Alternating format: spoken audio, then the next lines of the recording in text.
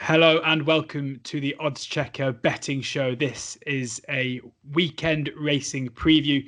I'm your host, George Elek, and I'm joined by two expert guests as we look forward to Ascot, to Haydock, and even to Taunton as well. So let's get on with it and introduce them. First and foremost, of course, is oddschecker's very own tipster extraordinaire, Andy Holding. Andy, it's been a while since we've chatted. How are you finding the new year? How's everything going with you? Yeah, it's been tough going, if I'm being honest, George. Yeah, I felt going into the jump season fairly confident as I usually am off the back of a decent flat season, but I have to break it down and say November and December were really tough. Slightly better January, but still finding it difficult. I just think the heavy ground, which has been probably ongoing now since the middle of December, or probably even earlier than that, has just made the landscape a little bit more difficult for punting. I think there's been a lot of I've had a lot of poor choices along the way. I'm not sort of blaming all the conditions completely, because I mean we have that every year. But when I look back at my records, traditionally November, December, January, February are usually pretty strong. I'm on top of the national hunt form pretty much, so I can only put it down really to a combination. I could say one or two poor decisions, heavy ground predominantly throughout. Some horses just not handling it from one run to the next, and a lot of bad luck along the way. I mean, I had a faller last week at Weatherby that probably would have won if it was stood up. Aragon, that would have won a nice price winner. Mint conditions just didn't quite get there Saturday. But yeah, you just get a lot of bad rides, and just things don't go your way when you're just slightly out of nick. So I'm hoping I'm a bit like Liverpool FC at the moment. I'm just going through one of those little sticky patches where I'm having a lot of draws and just chipping away, but hopefully the goals will start coming again soon. Yeah, well, Andy, we've known each other for a long time, and I can say with some confidence that it's always darkest before the dawn. If you've been having a rough patch, I'm pretty sure that there are going to be winners coming on the horizon very, very soon, and fingers crossed we're going to get to some this weekend. As well, of course, now becoming a bit of a regular on the oddschecker betting show, delighted to be joined by Andrew Thornton. Andrew, very, very good to have you here. How's your January going? Hopefully a little bit brighter than Andy's there. Yeah, I'm just interested to know which jockeys have given them bad rides. I want to know. God. Is that a former jockey Funny enough, instigating Andrew, a pylon? Funny enough, Andrew, quite a few of the bad rides have been on the all-weather. I'm just thinking, and please, I'm retired now, because I'm sure I gave one or two a few bad rides over the years. I haven't had 2 minutes. I've gone round the inside when they should have gone wide. I can't even use that as an excuse.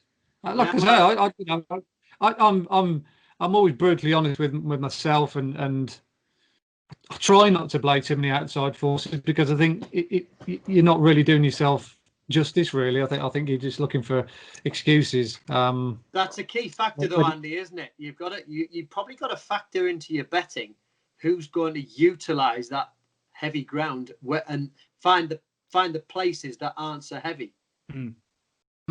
A lot of it has been like that, Andrew, to be honest. Yeah, you just hope the jockeys that you're backing are on your side, that they're going in the areas where you want. You need the yards in form. A lot of you need to be on healthy horses, because if they're not quite 100% at the moment, they're getting found out. I mean, Newbury yesterday, there's probably 2 or 3 horses at each race that handle conditions. The rest were out the back of the tally, and it's been like that. It's been I think it's been an exercise in. You have to get everything absolute 100% right, because if you're just slightly off it when you're tipping, but going for the wrong horses that are just not quite on it, you get completely exposed, and it exacerbates your actual losing run, because you're probably not that far away, but it just looks worse because the heavy ground is making them look worse than what they are. Absolutely. Well, we were talking of heavy ground, whether or not we'd have any racing this weekend. Yesterday, we felt pretty confident that Haydock probably wouldn't be on, but Ascot maybe would be. We're now going to preview all the racing in the hope that all racing goes ahead on Saturday. Andrew, you spoke to somebody at Haydock this morning, and word on the ground is pretty positive. I spoke to Kirkland Tellwright this morning, and he was very much of the opinion they could race today.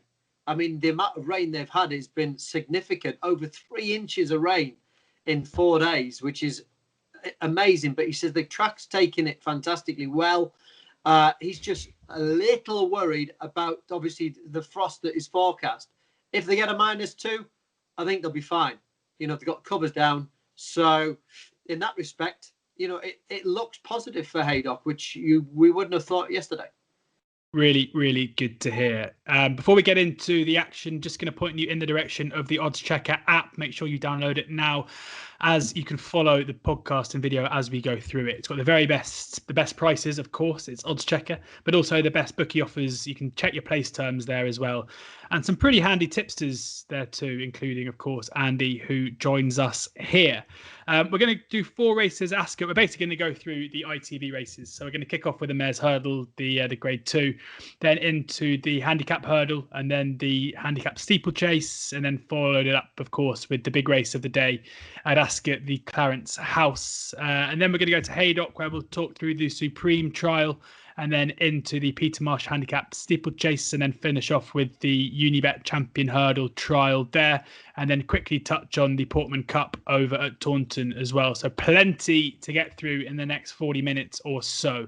And we are going to kick off with that Mares Hurdle race. And we're recording this just before midday on Thursday, so all the markets reforming as we speak. And thankfully for me, because it makes my job incredibly difficult when prices aren't out, the prices have started to filter through. And Roxana is the 5-6 favourite here in the 115 at Ascot on Saturday. Magic Light 11-4. Egalantine de Soil is 7-2. Coda Message 25-1. Midnight Tune 33-1. On the face of it, Andy, it doesn't look like a fantastic betting heat. Any value you can spot at those early prices? Well, I think the value obviously is with Magic Light. If you're going to go down that route, it was similar to the day, wasn't it? When the likes of Tom Segal, one or two others said the value was Storium for Longe at sort of 5-2, but he bit the dust early on. Very early. But I don't.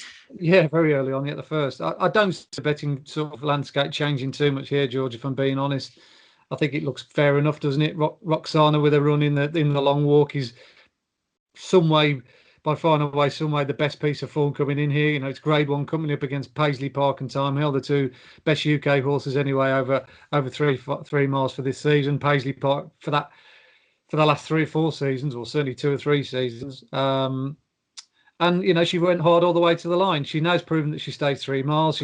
She got an expert ride first time out at Wetherby when Harry Skelton just tracked the speed, and then she found a really good turn of foot to beat Next Destination, who's done that form no harm either. And it's a fairly straightforward task, isn't it, here for Harry? He's got Harry Skelton, that is. He's got 2 front runners. Magical Light, of course, last year's winner, will presumably go off in front. That's her run style. She mixes codes, hurdles to fences, but both disciplines she does exactly the same. She goes off in front.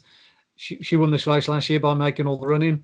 So yeah, I'd imagine he'll be just a couple of lengths behind her, and just take the trail as long as he dare, and then hopefully Roxana's stamina will hold out, and he can do for a turn of foot, probably going down to the last or on the running. I think he'll leave it till very, very late.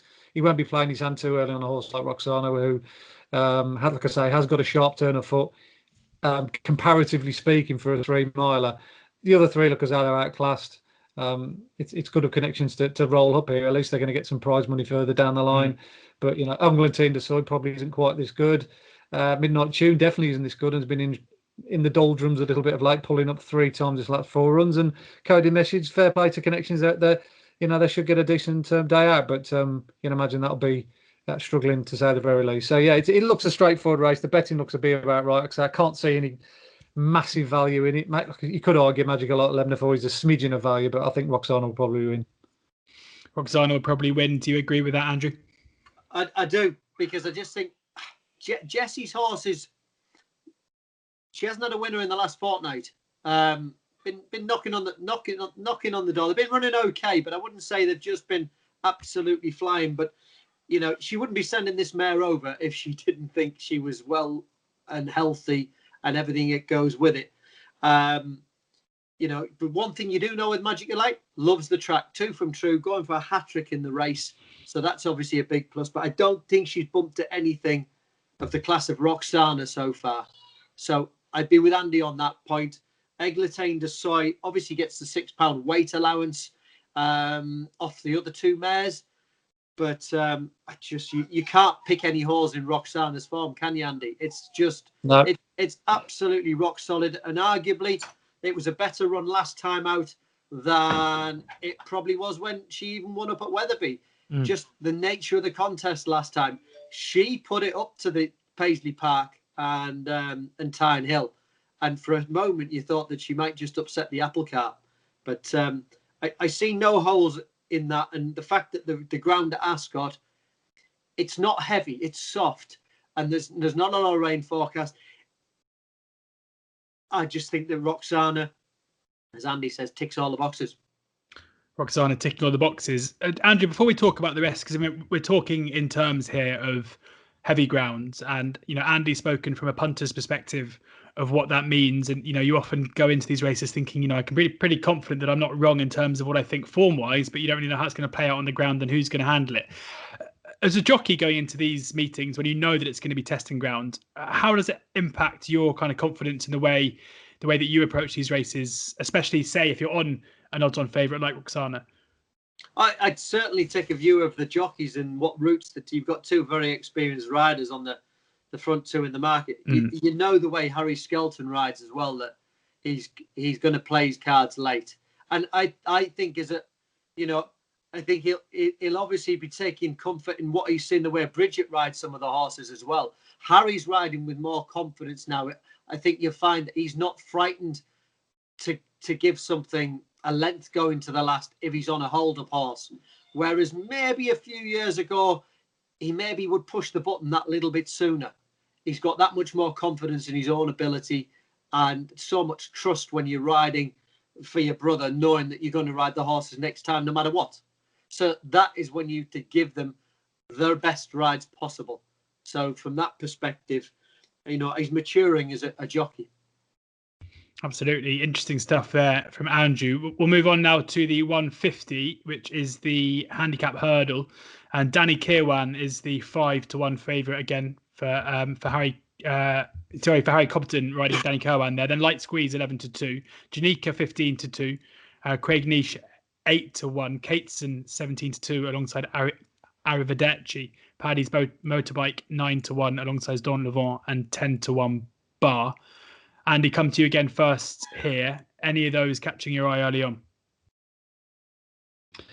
Yeah, I'd be quite keen on certainly the price anyway that William Hill have short 6-1, 4 places for Lightly Squeezed.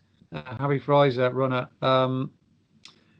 I thought he ran a superb race last time out, even though he's an outsider in the was it the Betfair Hurdle before Christmas at this track behind Not So Sleepy. He's kept on stoically all the way to the line that day over a trip which I think nowadays is probably a little bit too short for him. Remember he won at Taunton last year when he was on a roll. He absolutely scooted up, but the further he went, the better he looked that day. He actually ran over a 1.6 on the flat at Haydock towards the back end of last season, and even that trip looked on the sharp side for him. So the fact that he's been doing what he's doing over 2 miles against the very, very top class handicappers like we saw last time at Ascot, you only got to look at the horses who were in behind him that day, like Benson and Oakley and Malaya and Belfast Banter. It was a good, strong with all of that Haydock that Ascot handicap, and look, as he's acquitted himself really well. Deep ground won't bother him. Pretty much every time he's run or won or run well, it's been soft or heavy. We know he handles Ascot. Yards in good nick. I'm trying to follow a hole in him to think, well, that's the reason I might sort of avoid him. But given the shape of this race, and I would say 1 or 2 of the opposition coming in here slightly below par, like Arrivederci was disappointing in the Ascot race. Warlord, I do like him as a horse, but that yard, I mean, talking about stables, Collins Izzard, I mean, he's just gone through a wretched time, and it doesn't look like he's getting out of that slump anytime soon. Danny Kirwan, I don't mind him, but whether he's mentally right for a race like this, and I mean that in the kindest sense, because I think he's lightly raced and he hasn't really had what I would consider a big handicap to running like this, whereby he might just get exposed. He didn't stay the 3 miles last time out at Cheltenham, and the race that he won the time before was a small field tactically run event. So I wouldn't be looking to get with him at a very short price. Paddy's Motorbike's coming through the ranks. I think he's still not a badly handicapped horse, 131. But having been there, seen it and done it at Ascot in a much better race than this, sort of strength in depth-wise, stepping up in trip, that's 6-1. If I could get that 6-1 Saturday and there's still 4 places, that's something I'd be very, very keen on taking. Lightly squeeze. Andy, you were ahead of me there with the prices. I hadn't refreshed my page. I refreshed and suddenly that 6-1 4 places just popped up. So sorry for giving you an incorrect best price. Can't be doing that as the host of the Odds Checker podcast. Andrew. So kind words there for lightly squeeze. Some kind of not concerns, but reasons to maybe not fancy Danny Kirwan here. Where are you looking? Well, Danny Kirwan, I think, will be suited better by going back to Ascot. His form round Ascot is strong. He's won round there. He's been placed round there. Cheltenham maybe didn't play to his strengths, and it probably wasn't just the trip. I think that they got a beat at Cheltenham as well. So I certainly think he'll be better suited by heading back to Ascot. I thought lightly squeezed. I'm with Andy. I just think lightly squeezed last time probably did the chasing and probably cost himself second place by chasing Not So Sleepy last time out. And Not So Sleepy when he's on a going day. When he's on a going day, he's red hot. And for what Ascot seems to be his place where he's happiest at, I think you would have to say. It just seems to suit because he runs back up to the stables. Where he's setting off, he's heading back up to the stable yard, so he's happy as that perspective. And as you said, Harry Fry's horse is in good nick. I think Harry was very keen for Sean to stay reunited with lightly squeezed as well, because obviously Darryl been at Ascot. If the Cat Fitz was going free down at Taunton, and I think just keeping on lightly squeezed is a big bonus from that perspective. He knows the horse well. I think he improves as the season goes on as well. And one thing you haven't got to worry about with him are the ground conditions. I'm surprised that Arrivederci's probably third in after running disappointingly in the race behind Not So Sleepy. Bit of blue on Odds Checker as well. I mean, people are backing Arrivederci. Both Sky Bet and William Hill have cut within the last kind of 10 minutes since the market opened. So someone's been waiting to pounce. I just wonder whether that run last time out was as much a confidence booster after the fall before, because the horse has definitely got potential.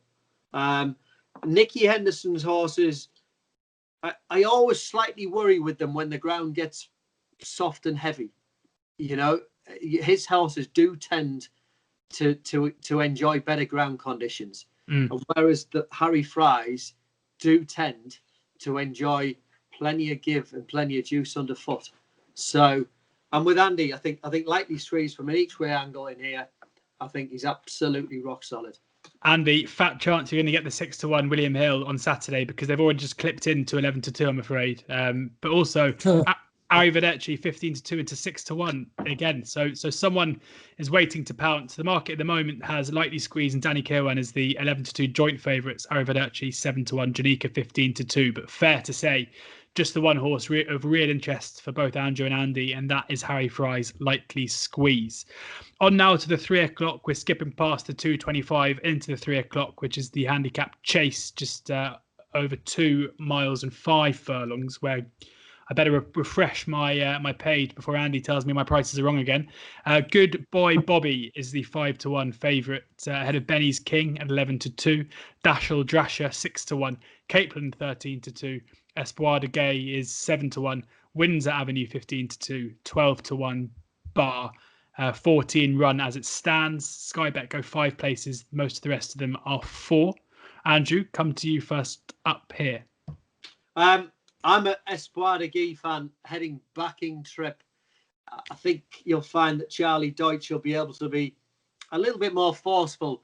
Last time out, they went up to 3 miles, and this is the horse's trip, and he is what I'd call the proverbial. There is other few Ascot specialists in here. You've got to take note of that. But I think with the likes of Benny's King staying in the race, just keeps the weights down as well a little, keeps them down 5 pounds, and gives Espoir de Gay a good opportunity.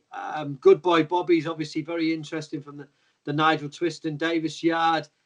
a good run at Cheltenham last time out behind Chatham Street Lad. But you wonder about that race, how much it may have taken out of him, because we saw Chatham Street Lad run. I know he's dropped back in Tripping Ireland during the week, but he was a little bit disappointing, and I think it probably knocked the edge off him. And good boy Bobby, yes, he is unexposed, but I think Espoir de Guy for Venetia, well, her horses, we know they love the soft ground. I think Charlie Deutsch is riding as well as he's a jockey who's just improving with confidence, and you can see with his interviews as much as anything. I thought, you get 18 months ago, the way he comes across, I think he was almost grateful that he had a job like that. Now it's his job, and he's taking the bull by the horns, and you can see in himself and as in a jockey that he's maturing in that perspective. And I thought he gave horses some very intelligent rides last week, and I think it was at Leicester. They were going hard early doors, and he wasn't frightened to just drop off the pace and trust his own judgment and get there. That's where he's maturing, just trusting in himself as much as anything. So I think all the boxes tick for me for Espoir de Guy. He was very good on the horse called Don Arbiter the other day at Exeter, Andrew. I don't know if you remember seeing that race. When going down the back, he was good 20 lengths off the speed. Yeah. But he sensed that they're probably going to stride too quick up front, and all of a sudden he made the ground up very nice incrementally all the way through, and challenged at the third last, and went on one quite comfortably in the end. Yeah, I noticed that he let the horse he jumped himself into the race, and he didn't have to do anything. He literally got there with just utilising the horse's jumps and trusting that he was going to take him there, and that's what I was alluding to, that the confidence that he's riding with. Yeah, very much so. Brilliant to get your insights, Andrew, on a young jockey there, Charlie Deutsch, who rides Espoir de Guy at 7-1 with Paddy Power and Betfair Sportsbook as it stands. Andy, coming to you next. Yeah, I think Good Bobby's probably about the right favourite. We always look to see if we can take on a favourite if it's the wrong one, and work around it and look for some value elsewhere. I certainly wouldn't put anyone off Good Bobby. Very consistent horse. He's hardly ever put a foot wrong in most of his races over fences, and as Andrew alluded to, a really solid run in that race at Cheltenham last time, behind Chatham Street Lad. The one I quite like here is it's a theme that we're talking about in Ascot racing in general, and we've got a dual course winner here, course and distance win, in the shape of Dashel Drasher. So he only beat. I say only beat. It was a small field last time, but he did beat Itchy Feet and that Caribbean Boy. And that Caribbean Boy clearly didn't on the ground that day, and he's probably went better off. As Andrew said, another one of Henderson's going back on better ground and maybe going left-handed. But Itchy Feet certainly put it up to him, and he stayed on very strongly in the latter stages. He also won here last year. So I just think he's one of those horses you can rely upon to run his race here at Ascot. And yeah, I just prefer him. Benny's King, I'm not sure about the trip. He's 2.5, 2.6. He said that seems to be the distance he wants to go. Capelin surprised me with his win the other day at Wincanton. I must admit, I always thought he was a 2-miler. 2.5 was far for him, but again, 3 miles, that's a big ask. The Leals looks out of 4. Yeah, I certainly respect Andrew's pick, Espoir de Guy, because he's a C&D winner as well. The tongue time might work for him. But yeah, when I was going through this race this morning, I kept coming back to Dashel Drasher. Time figures are good, and I say the Ascot form is very solid. So he'd be the one I'm looking at this very moment in time. Dashel Drasher 6-1 across the board there. Sky Bet, Paddy Power Hills, and Betfair Sportsbook, the 4 bookies are out. But as I say, Sky Bet currently 5 places. So do check the place terms on the oddschecker app or online before placing your bets. On now to the big race of the day on Saturday at Ascot, at least. It is the Clarence House, of course, and Politolog is the 5-4 favourite. Waiting Patiently is a 5-2 second favourite, having been supplemented late on, which broke the hearts of those of us who bought back Politolog thinking the race was going to cut up. Defi de Soy is 9-2 third favourite. Fanny and Destraval 14-1. Duke de Geneva 14-1. First Flow the same price as well. Bundoran 33s, La Patriote 80-1. Interesting one, this one, Andy. A few kind of, I guess the top three in the market are worthy talking points. What Defi are we going to see? Waiting Patiently comes into the race late after such an impressive run last time out, and then of course Politolog, the one to beat. I'll leave it up to you which one you wanna go for first. Yeah, I mean, what a difference a year makes with Defi de Soy. Massively impressive winner this race last year, having beaten Undersco in the Tingle Creek. He looked like the second coming, didn't he, in this division? When he went to Cheltenham, didn't he, one of the hottest properties of the week? I think he was the shortest price favourite of the whole week, and that included Inviellen. And he completely utterly flopped. He never looked happy from the word go.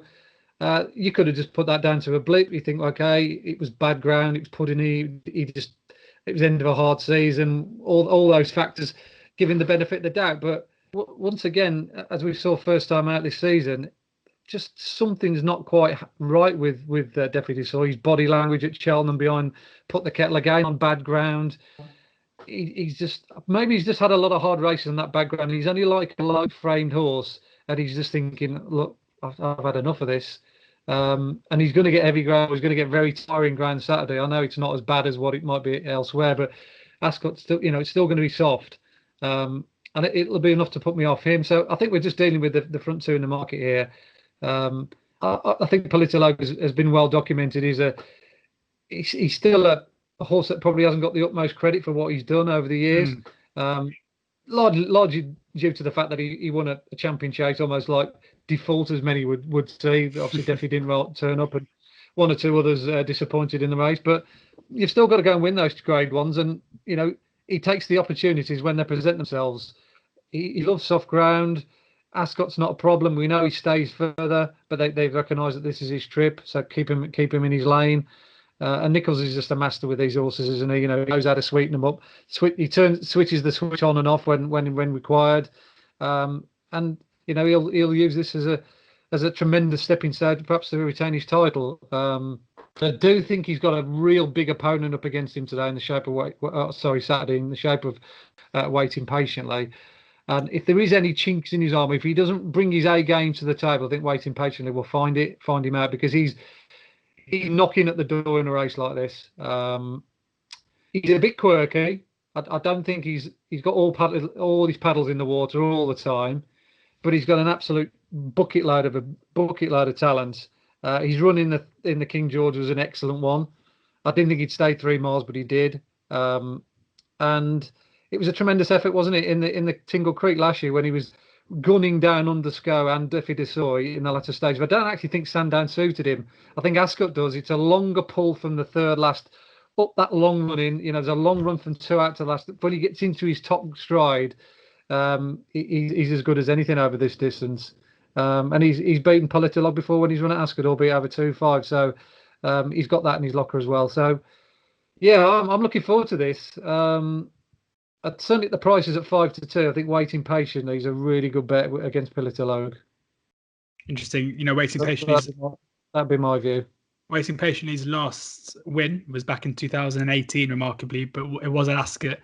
And if you look at the horses who've beaten Waiting Patiently since then, it is Underso, it's Defi when Defi was Defi, it's Politolog, it's Min, it's Froden last time, and it's Surname. So you're looking at a decent enough. They're the absolute best, aren't they? They're like the absolute ultimate Grade 1 horses, all those. I mean, not saying Politolog hasn't rubbed shoulders with those giants. Of course he has. I mean, he's got a CV just as good as Waiting Patiently. But I don't think there's a massive amount between these two. There's £2 isn't on the official handicap. I mean, that doesn't account for a great deal when you're talking weights and measures and the odd mistake here, there, and everywhere, and which one handles the track and the ground on the day. But look, as a pure ability, these two over this distance, you can spin a coin. I think a lot depending on how they jump, what rhythm they get into. But at 5-2, I think that is definitely slightly overpriced as far as I could see.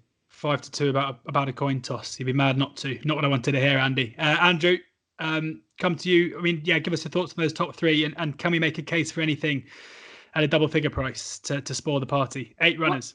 Well, I have sat on Waiting Patiently before he ran in his first novice chase. So I'm not going to take any credit at all. And that's when bless him, Malcolm Jefferson was alive, and I went and had a ride out there, and I sat on him, and he is a little bit quirky. He's got his own way of going about things, but that happens about a lot of horses, doesn't it? I think it's interesting that Politologue has his last 2 wins at Ascot have both come over 2.5. I'm just wondering whether the miles, bearing in mind it's whether Ascot just plays completely to his strengths. I think one thing's for certain: this race is going to be end-to-end gallop. It won't be like last year's Clarence House where they dawdled with Undersow making the running and Deffy sitting in. You've got First Flow in there with Dave Bass on. We hammer and tongs. Politologue won't get his own way. That is you got Duke and Eva as well in there, Andrew, as well. He's another massive front runner, isn't he? Plenty of pace, which is going to suit the horse that you mentioned, Andy, Waiting Patiently. And I think you'll find that Brian Hughes, especially over 2 miles, I don't think he'll be dropping him right in. You've got to bear in mind the King George, it was the horse's first run back. I don't think he was so much ridden to get the trip. It was the fact of the winner obviously got his own way in front. But if he couldn't come 5 wide round the home bend. He ended up slotting back in behind. He probably just blew up as well, leaving the back straight. And Brian's given him a chance to find his feet. And he's come home well. And if he hadn't been ridden like that, he wouldn't have come home well. And I think that enables him to take this race in. The fact that he was ridden like that and he came through the line. If he'd finished very, very tired at Kempton, you wouldn't have been seeing him here. And I think it's probably testament to Brian Hughes, knowing the horse, how he was ridden to how he's come on. And the vibes, you've got to say, Ruth Jefferson, the glass isn't always half full, but she's been bubbling about this horse for the last 10 days. Yeah, she has. You get the feeling that I'd say Waiting Patiently hasn't been in better form than he is now. He hasn't missed a beat, hence the reason why Richard Collins has said, come on, let's stump up the $5,000. Let's have a crack at this. And when the horses are getting to this age, you run them when they're right. You run them when they are right, because he is a horse that isn't the easiest to train. And you take each race as it comes and just kick on. And he's right at the moment. I think he's going to take a lot of beating. I think it's a cracking race. It's a fascinating race because we haven't seen a lot of him. And, he's getting on in years and you're thinking, is the candle still there? But he was beaten on his first run over 2 miles. That was at Hexham, would you believe, behind Nutswell. Look where he is now. He's up in the 159.60s. And you wouldn't believe going up there for a novice hurdle, you'd bump into him. He's got plenty of speed for this trip. I think he loves the track.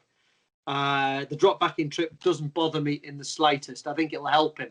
And a fascinating race, but I'm with Andy 5-2. I think it's a juicy bet. 5-2, Waiting Patiently, Paddy Power, and Betfair Sportsbook. Andy, you and I both like our 8-runner races and the each way angles. And the thing that's interesting me here is that, personally, I think you'd have to be take a big leap of faith, let's say, to be backing Defi de Sol at 9-2, and that opens up an each way angle. So given in Fanian Destraval, Duke de Geneva, First Flow, Bundoran, the Patriot, is there any in there that you could see stepping up a little bit forward in order to maybe nick a place? Possibly. I mean, it's hard because a lot of them are going to be ridden to win this. They're not going to be ridden to just get a place. Obviously, Duke de Geneva, he's only got one race running, so he's a 14-16 one shot. He's going to go off in front. First Flow's another one who likes to race prominently. So all those horses are going to be in the thick of the action. They're not. It's either like a win or right. We're going to finish 4th or 5th, and we've had a go at it. The only one who might be ridden for at the back door to be, produced late might be with the Patriot. I know that's complete pie in the sky. He looks like being about a 50, 66 to 1 shot, but I'd imagine connections of something like that would probably sit that one right in, and just hope there's either fallers or the race collapses late on because he does stay a little bit further and he just picks up pieces and maybe nicks 3rd or 4th. But yeah, when I've got a really strong bet, here from a win perspective, I'm not really looking down. You'll leave the rest for me. Well, we'll claim it, Andy. When Le Patriot wins at 100 to 1 SP, we'll call it a 100 to 1 winner for the podcast, if that's okay. We'll go on then up north to Haydock, where we mentioned there that the ground is going to be testing at Ascot, but it's going to be even more so if racing does go ahead at Haydock. And we're going to start with the 130, which is the Supreme Trial, the Sky Bet Supreme Trial, and Landinarbo Lad is the 2-1 favourite ahead of Minella Drama, who is 9-4. Then Nada de Prada is 9-2. Favois is 5-1. Anything for Love 8-1. Novice Hurdlers, only one man for it. Andy Holding, take it away. Yeah, to be fair, the Novice Hurdlers have kept my head above water this winter, so hopefully I might be able to land on one here. I mean, look, this is a fascinating race between two horses I've got a huge amount of time for.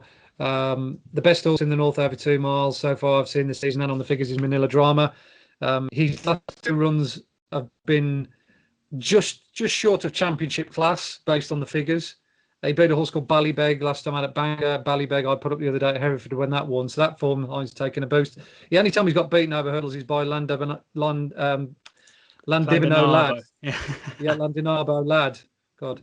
And that was at Bangor first time out. Now, look, fitness-wise, we don't know what shape Manila Drama was in at the time. Landinarbo Lad, he was clearly ready. A lot of Tom Simmons' horses at that particular moment in time were absolutely on fire. They've continued that, although they've just dropped off, as I've noticed in the last 2 or 3 weeks. I think he's only had 1 win, and that was Cyclop, wasn't it? When he looked a good thing the other day at Plumpton. So the yards has gone through a little bit of a quieter period after that glut of winners in February, in November and December. So that's worth bearing in mind. But strictly on that run at Bangor, Landibino Lad had the beating of Manila Drama, and he's gone and proven himself subsequently twice over. He got beat last time at Ascot, but got beat by a very good horse, My Drago, who wouldn't be out of place in the Supreme Connections, decided to run him there. That was at a huge time figure. And I think Richard Johnson, if you've had a chance to ride that again, they might have just been a little bit more circumspect with the way they rode him. I think he's probably gone out there with the instructions, because he stays really well and he was a front runner, to really put it up to the likes of Soaring Glory and My Drago. But in the end, I think Richard Johnson just probably slightly overdid it. He was fighting him early, and he drilled him all the way down the Swinley bottom, all the way up the side. And I felt coming to the last, he was looking as though that mile in that mile middle part section of the race, he'd just gone a little bit too hard. And in the end, he was picked off by the patiently ridden My Drago. But round Haydock, you can afford to be ridden confidently from the front, as he was when he went over the CD before, because it's a tighter track. It suits front runners, where sometimes Ascot, it obviously leaves you a little bit more exposed. So I do think Landimino Lad might get the better of Manila Drama. Whether I'd have my last fiver on it, I don't know, because I've got a huge amount of time for the McCain runner. I think the other 3 might just struggle. I don't think Favois is quite this class yet. The 2 mares have got to improve quite significantly, albeit they've receded a little bit. Anything for Love, I think, might have got beaten the other day. Had a cup of coffee not falling at the second last at Catterick. And Nada de Prada was only rated 115 before she beat her field here last time out. So yeah, I think this is a straight match between the old rivals, and I think Landimino might just come out on top given the conditions. So Andy's whittled it down to 2. Andrew, can you bring it down to a more committed one? I think Anything for Love will run a big race.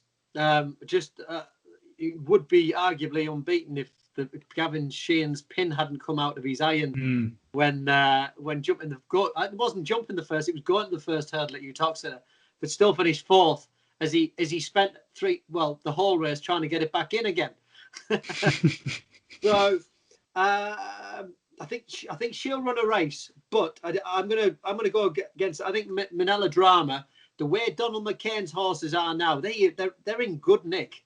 And you mentioned about yard form, that would worry me slightly. And also the fact that when Landibino Lad beat Manila Drama at Bangor, Manila Drama was giving Landibino Lad £5, whereas at Haydock, on Saturday, it's the other way round. Landibino Lad's got to carry the 11.9, and Manila Drama 11.4. So there's a £10 differential for 5 lengths. And I think the Manila Drama hasn't had as hard a races as well, which I think I would buy that into the equation.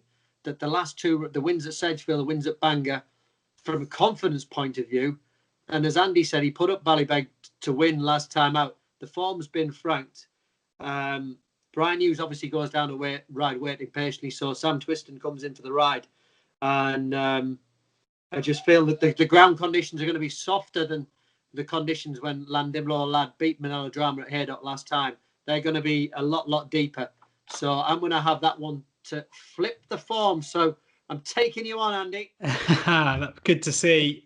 The thing I've noticed about Manila Drama as well in his last 2 runs, he has started just to flash his tail a little bit as well. He flashed his tail when he won at Sedgefield, even though he was well clear. And he definitely did it last time out at Bangor on the run. He was like hanging to the left a little bit, as if to think, God, I'm really working hard here, like, when can I give up kind of thing. I'm not absolutely that's convinced. What you're thinking.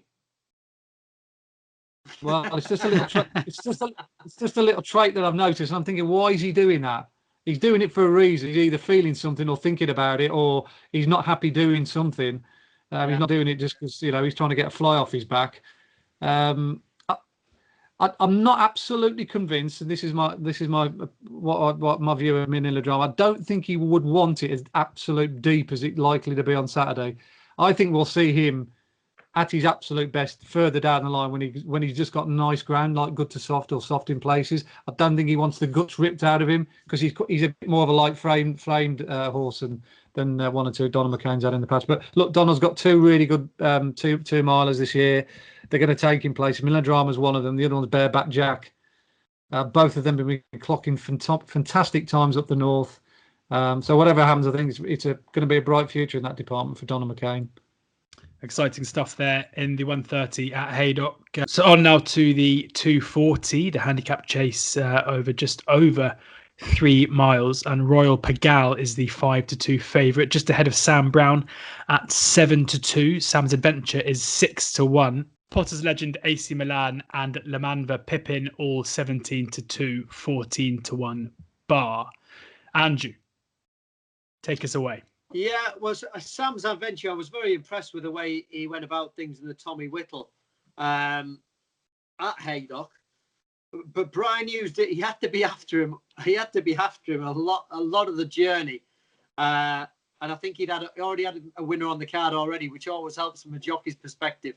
But he kept going. The ground can't be too soft for him. So I'd certainly have him on my shortlist, and he's obviously well up there in the market. But I think this is a better race than the Tommy Whittle, but without a shadow of a doubt. The Tommy Whittle isn't the race it used to be going back 15, 20 years. So I definitely have that as a worry. Sam Brown.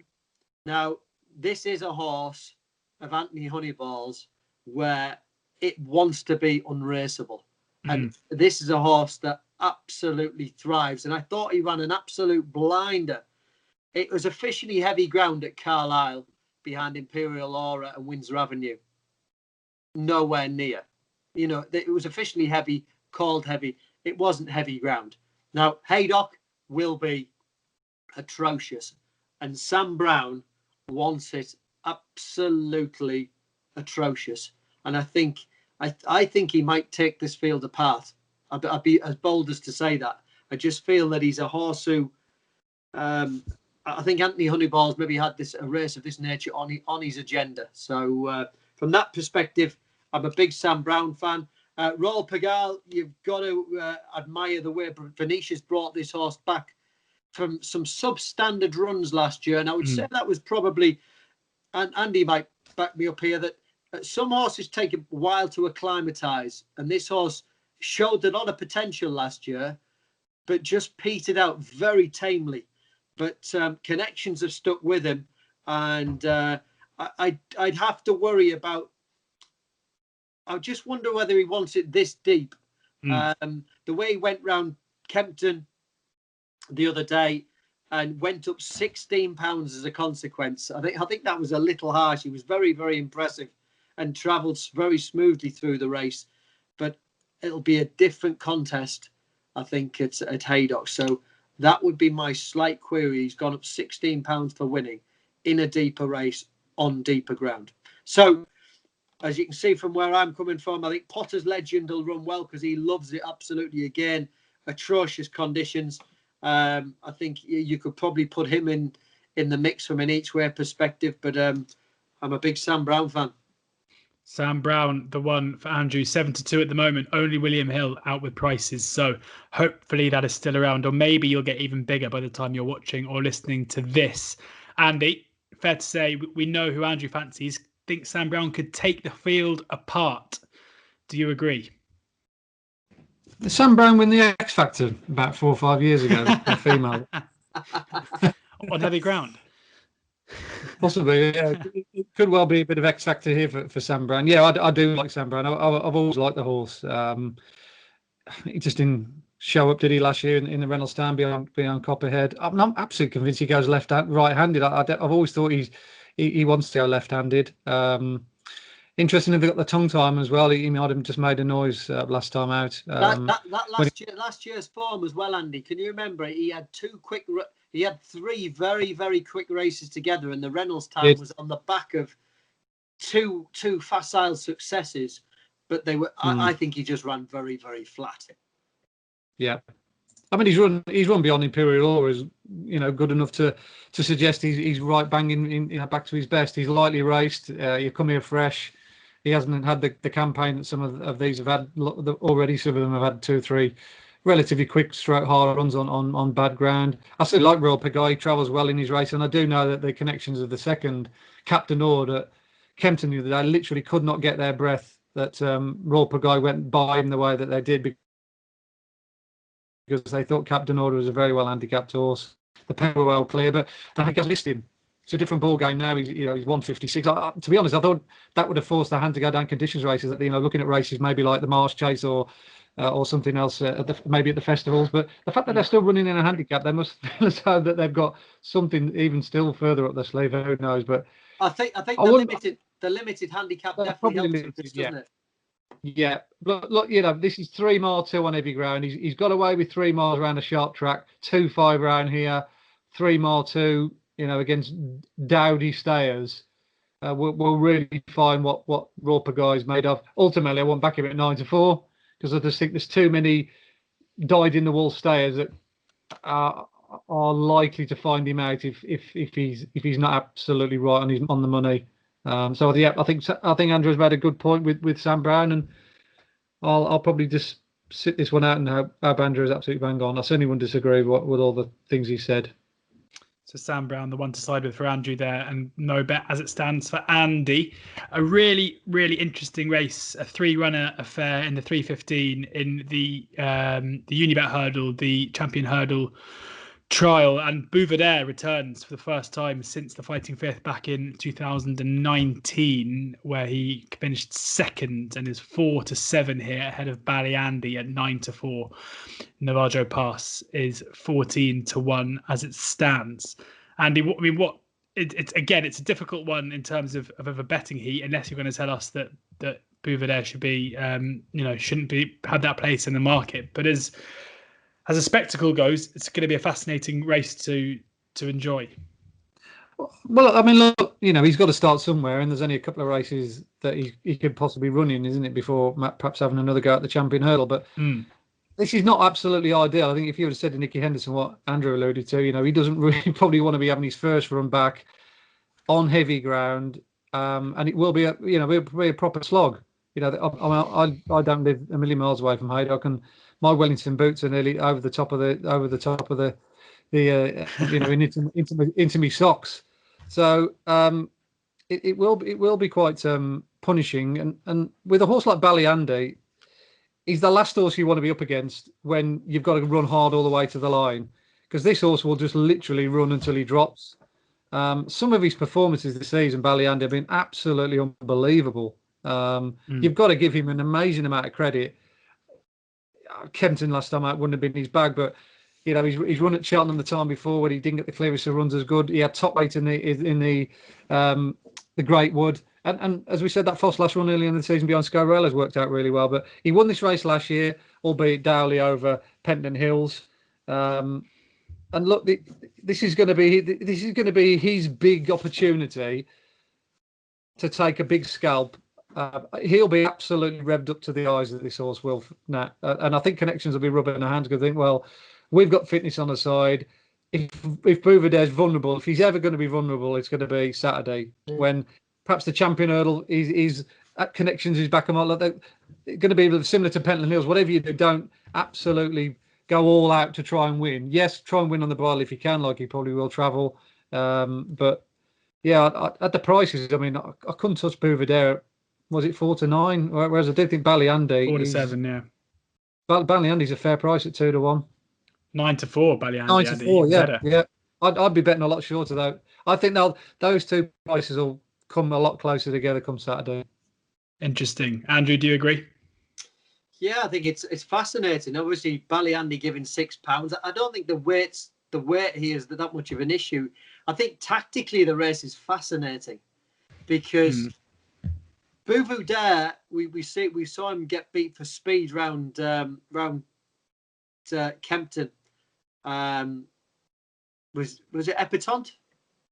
Just trying to think now. My mind. Anyway, he got beat round Kempton because he's not the quickest horse. He wants an end-to-end gallop. Bouverdare.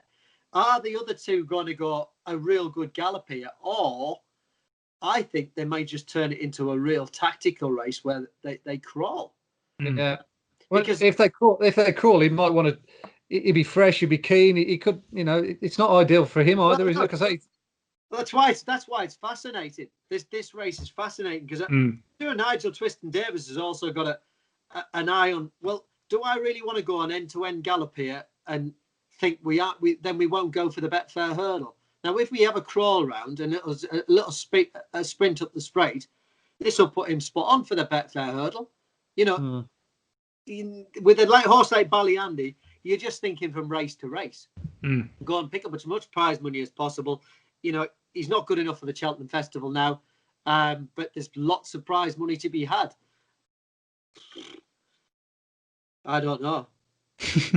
I honestly, it's one of those races you scratch your head and think, do you know what? I'd be tempted to have a back the outsider of 3 because these races are muddling affairs. Donald McCain's horse is in good nick. Bouverdare got to come back off an absence. Ballyandy, he's got the 11-10. And whereas you've got, like I say, your Navajo Pass, he's got 11. It's a fascinating contest. But as Andy said, I wouldn't want to back Bouverdare at 4 to 9. So swerving Bouverdare, Ballyandy currently 9 to 4. We expect that to come in, and then Navajo Pass 14 to 1, maybe the outsider of 3 there at Haydock. Fingers crossed, we see a cracker in Bouverdare returns to some form. It would be great to see. Finally, in this whirlwind tour of Saturday racing, we are going to go nip down to Taunton for the Portman Cup, the Weatherby's Portman Cup, where Yala Enki is the 10 to 11 favourite, just ahead of If the Cat Fits at 11 to 4. Rock the Casbah 7 to 1, the Mighty Don 14 to 1 alongside Our Rock 33 to 1 bar. Just the 7 runners, sadly. So just the 2 places, quarter of the odds, 2 places. Andrew, come to you first here. Yala Enki, the right to be odds on, or are you going to look to take him on with something else at a bigger price? Well, he won it last year, didn't he? And he beat Rock the Casbah comfortably on that occasion. And you think it's not an ideal race to run in the Welsh National and then head here. He did it last year. And the fact with the Welsh National this year, it was been, talked about that it's going to be testing and it's going to be it's going to be a really tough conditions. The ground was probably about good to soft. What people forget is when you put the sheets down, it dries it out. And that's what happened in the Welsh National. The time was 14 seconds slower than standard. It wasn't a testing race. It'll be a little bit more testing at Taunton. Yala Enki, the race fits for him. If the Cat Fits, his jumping is going to have to improve. You don't want to be giving away half a length and a length each fence, which he did last time against Shan Blue round Kempton. I think the 3.5 miles will suit him better in that respect. but Shan Blue went hard. I don't think they'll probably go as hard, but I think Yala Enki, he's going to be bang up with the pace and he's going to be rolling away from the front. And as I say, the fact that the Welsh National wasn't a thorough test, and you may argue that Yala Enki at Chepstow didn't get the clear passage coming into the home straight, lost 4 or 5 lengths, 6 lengths at the fifth last, and then was staying on when the race was all over. So the fact that it certainly didn't get the bottom of him. I think he's odds on. I think he deserves to be an odds on favourite because he's beaten Rock the Casbah. He's well ahead at the ratings. Others want to, you've got the likes of A1 Rock have got to give Yala Enki £4 in here. So the race sets up very well for him. Can't look past him. Can't look past the fav there for Andrew. Andy? Yeah, I mean, I think if a race was framed for a horse, it is for Yala Enki, isn't it? He's always carrying top weight in those handicaps. I mean, the last 2 years he's been had to be carried out in his shield, hasn't he? In the Welsh National, carried 11 stone 10. No mean feat against some of those bright young horses that come through and get in off 10 stone. The fact that he was still there in the thick end right till the end just shows you what kind of form he's in. He took that race last year before coming on to take this. I thought he was a little bit laboured when he beat Rock the Casbah last year, but he, as we talked about, he's entitled to be, really, having run 3 mile 6 only a couple of weeks earlier. I mean, he's going to have to be on his money here to beat if the cap fits. If he's on his best, I mean, he's the classiest horse in the field if the cap fits. You couldn't imagine any of these running in Grade 1, Grade 2 hurdles. They're very much slow and dyed in the wool sayers. Whereas this fella, he's still got plenty of ability. It's just whether I don't think he's really taken to fences as connections would have hoped. Look, it wasn't a bad run beyond Shambhala last time. He's got beat 7 lengths by a horse that absolutely flew round Kenton and ran a much quicker circuit time than Frodon. So, he's just on his head around there. Look, I think he's another one that's the right favourite. You couldn't argue with the Yala Enki with the conditions of the race suit and everything, but it wouldn't surprise me if the cap fits. Jumped to clear round, got into a good rhythm. Put it this way, if he was bang there at the third last, he favourite backers will certainly be not exactly in too many favourable terms. So again, another race I'm not mad keen to have a bet in, but certainly if the cap fits, definitely 11-4 is a smidgen of value, whichever way you look at it. There we have it, guys. Thank you very much for sharing your expert opinions on this Saturday's racing. Fingers crossed all the races we've covered do go ahead, and the ground isn't too testing, fingers crossed, but I think we'll just be happy if we have a full day's racing. Thanks then to Andy and Andrew for joining us. We'll be back, I think, next week again for another racing preview. Do subscribe to our podcast on all podcast platforms and subscribe to our YouTube channel. We have loads and loads of content up there. We did a UFC podcast and video yesterday. We did the interview with Jamie Snowden last week as well. Plenty going on. So do subscribe. Download the app for the very best prices and all the best tipsters, including Andy, every single morning direct to the app. The best place terms, bookie offers and free bets as well. Most importantly, though, enjoy the racing and please do gamble responsibly.